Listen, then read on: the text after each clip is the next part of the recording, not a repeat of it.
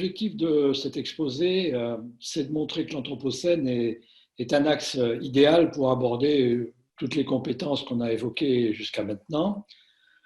Top. Vas-y. Attends, excuse-moi.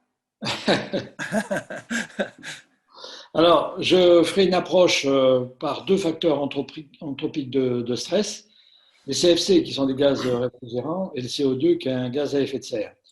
Vous comprendrez que je vais réduire complètement le nombre d'approches parce que c'est infini. Donc, je soulignerai dans cet exposé, ma volonté, c'est de souligner la nécessaire pluridisciplinarité et les étapes de la prise de conscience sur chacun de ces impacts anthropiques. Vas-y, excuse-moi. Alors, pour les CFC, leur production a démarré en 1938. La première alerte qui a été faite, c'est en 1974, et alerte qui disait que ces gaz allaient appauvrir la couche d'ozone. Donc vous la voyez ici, c'est la couche qui est sous la stratosphère. Vas-y. La diminution de densité en ozone provoquée par les CFC se fait au pôle. Et c'est pourquoi, par cette diminution, on parle de trous dans la couche d'ozone. Vas-y. Alors, il faut savoir que la couche d'ozone bloque les ultraviolets. Or, les ultraviolets sont des facteurs de mutation pour le vivant. D'où un problème avec le trou. S'il laisse passer les UV, donc vous voyez, ce dessinateur a trouvé la conséquence. Vas-y. Donc, face à ce danger des CFC, il y a eu le protocole de Montréal en 1987, c'est-à-dire 50 ans après leur mise sur le marché. Les premiers effets notables, c'est après 80 ans. C'est dans la période actuelle. Vas-y, monte.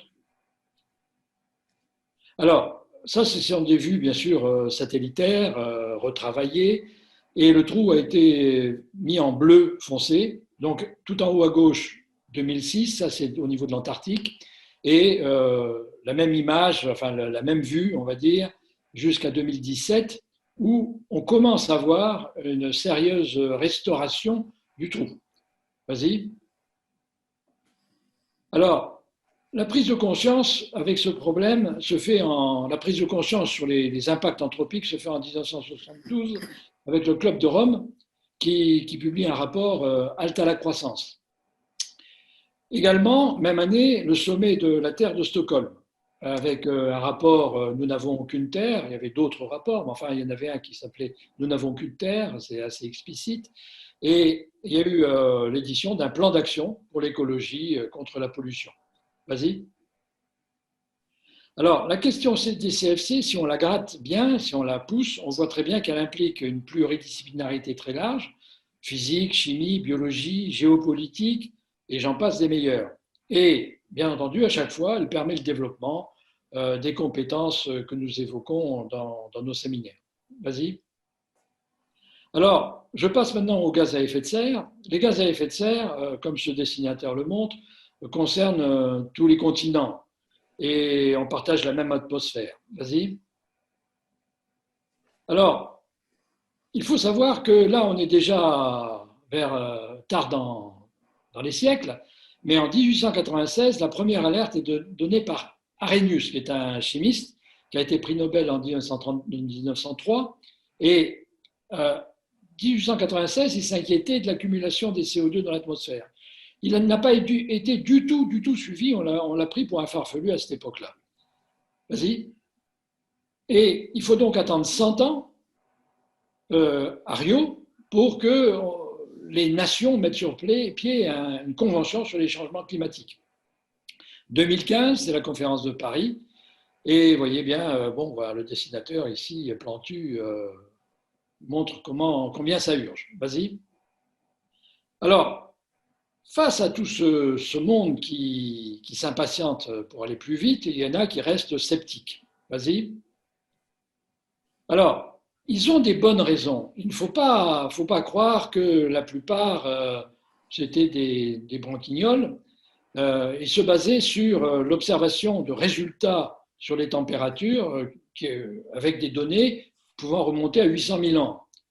Et vous voyez les oscillations. Tout à fait à droite, vous voyez la température moyenne. Donc en bas 5 degrés et en haut 19 degrés. La courbe s'arrête vers les 15-17 degrés. C'est, on va dire, grosso modo, les températures actuelles et ça représente l'actuel. Vas-y. Alors, pour la période de l'Holocène, la période qui nous intéresse dans notre débat, on va dire, c'est moins 12 000 ans, fin de la dernière glaciation, celle du Würm. Et vous voyez que jusqu'à maintenant, donc tout à fait à droite, il y a oscillation encore des températures. Alors, j'ai noté, j'ai relevé sur ce schéma le petit âge glaciaire qui est vers 1400. À cette époque-là, une variation, regardez bien le creux. Le creux est à. Il se joue à 1-2 degrés, pas plus. Et ça a fait des catastrophes alimentaires en Europe du Nord. Vas-y. Alors, un autre aspect du CO2, c'est non pas les températures, c'est tout simplement que par jeux successifs, il va y avoir une augmentation du CO2 océanique et une baisse des pH de l'océan. Ici, nous n'avons pas le temps de voir les équilibres chimiques qui sont en jeu, mais cette baisse du pH des océans amène tout en bas à droite une moindre grande disponibilité des carbonates et donc une moins grande possibilité de former des calcaires CaCO3. Vas-y. Ici, vous voyez qu'on n'est pas que dans de la chimie, parce qu'en fait, la synthèse d'une coquille d'un petit animal marin, ça nécessite du CaCO3 et ça nécessite toute une infrastructure cellulaire dont des membranes. Ici, ce petit dessin, je l'ai bien aimé, c'est pas facile à trouver. Il montre différentes étapes de la nucléation, on dit, du carbonate de calcium. Donc, vous voyez la coquille qui se constitue peu à peu. Donc, vous avez des phénomènes chimiques et des phénomènes biologiques. Vas-y.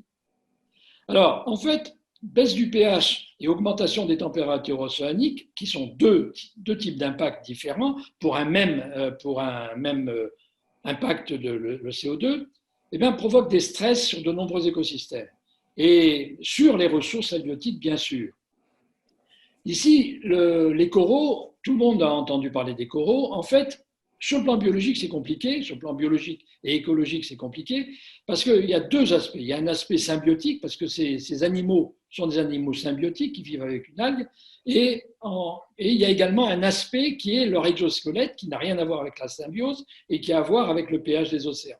Donc, toujours est-il que ces impacts sur ces deux facteurs font que ces écosystèmes périssent. Vas-y. Alors, aborder la question des GES, vous voyez, des gaz à effet de serre, excusez-moi, ça implique encore de la pluridisciplinarité, on pourrait détailler, je ne vais pas le faire, on n'a pas le temps. Et ça permet le développement des compétences. Vas-y.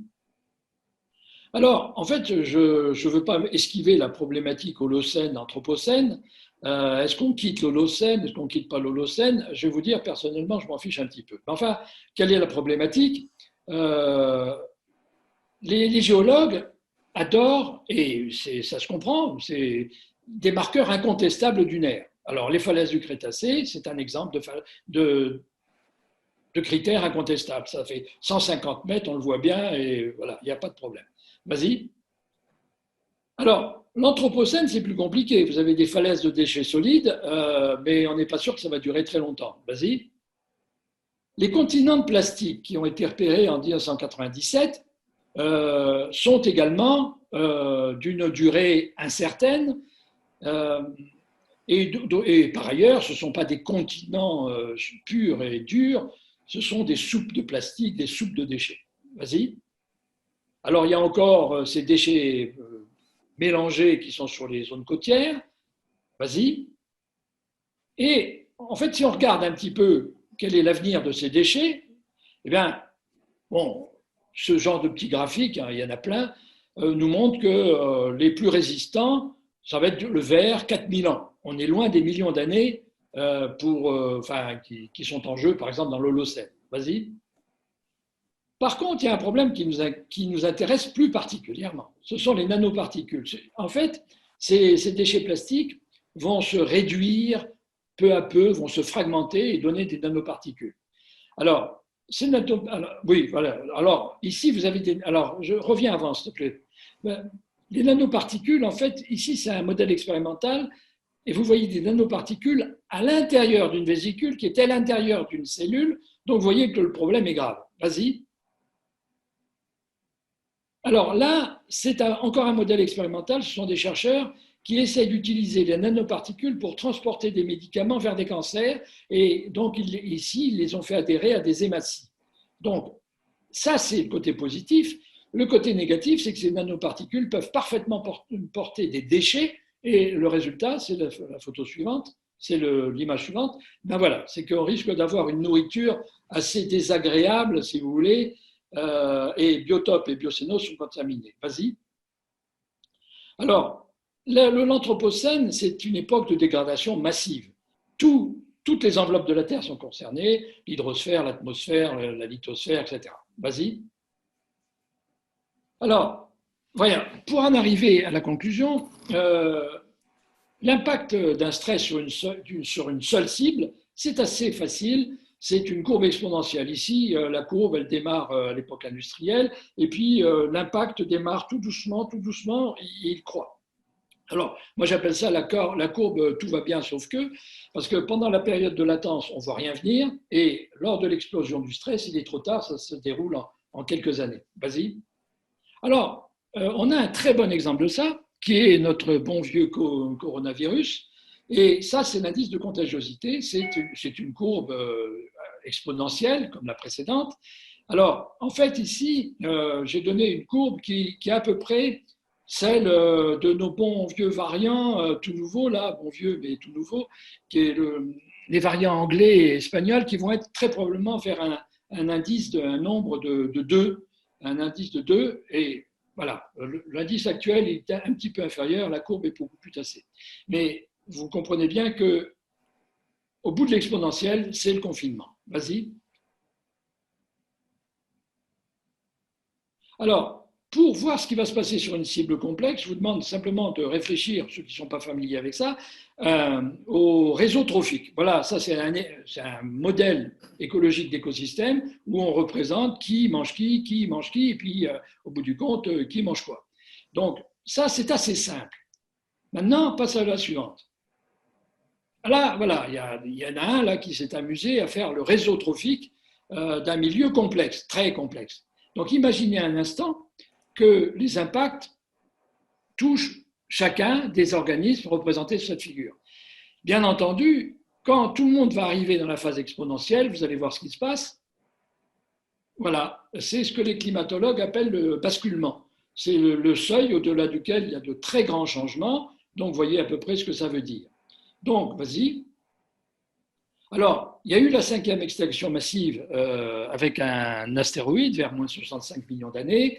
Il y aura sans doute, ou peut-être, ou on ne sait pas, une 6e extinction massive d'espèces. Quelle année? Mais ce sera l'homme qui sera responsable. Et restera sur cette bonne vieille planète des petits animalcules qui sont les bactéries, enfin, toutes ces petites bestioles qui résistent bien aux différents stress. Vas-y. Donc, vous avez compris ce que je voulais dire, c'est que tous ces métacompétences et ces compétences sont abordables avec un thème comme ça. Et voilà, tu m'as excusé la dernière, vas-y. Et alors, bah, écoutez, extinction, rébellion. Et je vous dis merci. Merci Pierre. Merci surtout d'être mis au niveau de tout le monde, parce que quand même c'est un prof d'écologie qui vous parle là. Donc il a quand même un peu simplifié tout son discours. Des réactions, questions, vous prenez directement la parole, ne vous embêtez pas avec des préalables. C'est très vivant et compte tenu de la complexité du problème abordé, je trouve que c'est fait avec beaucoup de simplicité, tout en montrant bien que c'est très compliqué. Voilà, Pierre a pris 2 exemples. Il aurait pu en prendre 60 ou 70 ou 80. Et effectivement, quand on repart comme ça, on voit bien l'extrême complexité. Donc, merci à Pierre d'avoir fait cette séance d'introduction. Y a-t-il des questions, ou parfois les questions peuvent venir après dans les échanges?